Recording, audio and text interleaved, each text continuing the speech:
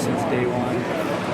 We were roommates our first year together, being both quarterbacks, and he switched. I kind of had to push him around his wheelchair for a while because he struggled with the change in running, but we've been really good friends this whole time. He drops me off in Keokuk sometimes when he goes back to St. Louis. So we've had a good friendship on and off the field, and I'm just looking forward to being able to throw to him more. You guys are kind of flying under the radar right now. Does that make you feel more comfortable, or do you have kind of a chip on your shoulder like, okay, we're going into the season, we're going to prove something to the rest of the country? Yeah, we don't really have a chip on our shoulder. We're looking forward to the opportunity to play all 12 of our games, and I don't think we're expecting to lose any of them, but great. It's not bad not being talked about it. Well, I know in 2009 you guys weren't talked much about in the preseason, and you guys had a great year. We weren't either, and we ended up that season really on a good note with beating that Penn State and then the Outback Bowl. So you say it's not bad not being talked about. What do you mean by that?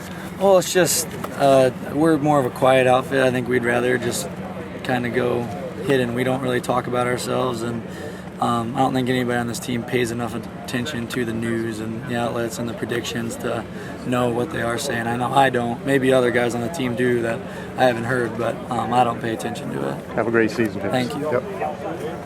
When Marv made that move to receiver, did you ever see him becoming this? In all honesty, at first, no. He'd take one rep, have to sit out 5. We always would joke. He'd just always come up to me and just say, "Vandy, you don't know how much worse it is having to run every day." But he's always been a great athlete. I always knew that. Just having thrown a baseball with him and played basketball, I mean, he's an awesome athlete, and it's not that it surprises me that much. Does it feel like this time has taken a long time to get here? I mean, you had your taste against Ohio State, Northwestern the week before, and Minnesota after, and then the last year you had to wait your turn. Was that a long year? Ball State.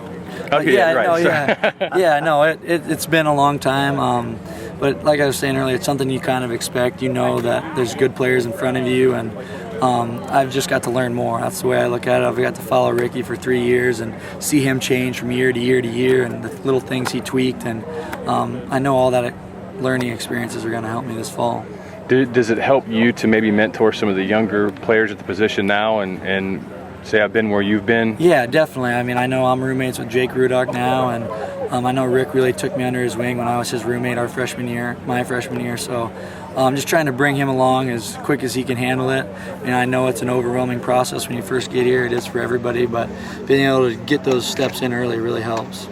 Cavante is a name that kind of leaked out a little bit last year. Somebody that maybe looked pretty good in some practices.